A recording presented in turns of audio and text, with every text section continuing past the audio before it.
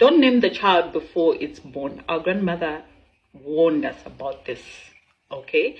And we know that names carry meaning. They tell a story of how we came into being.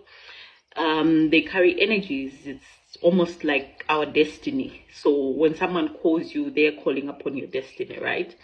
And I'll tell you to say, elders saw it as when you name a child, you are calling onto spirit before the body is ready. You are almost interfering with the spirit world, right? And that's why most of us were named days, months after we were born. It's not just superstitions. They knew. And the doctors right now would term it as first trimester risk. It's not first trimester risk. Our grandmothers knew, they just didn't use the technical and medical terms, right? They knew that for a person to be born, there's a story that needs to be told. They come with their own story and they need to grow. They need to be rooted before we could put a destiny or a name to it.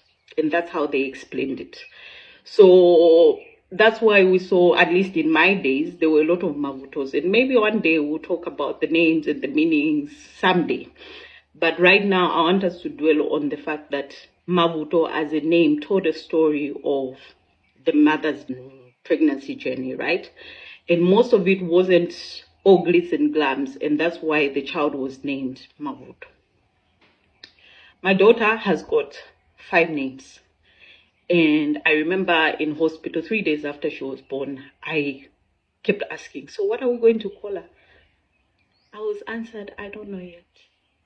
And we called her baby until days after the list of names was produced. And most of these names, I can say all of them have got deep meaning. But I would like to understand what was going through his mind as he was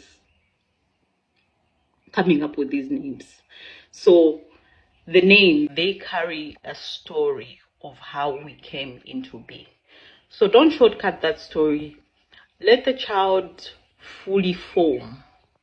Let the child grow and root itself before you put a name.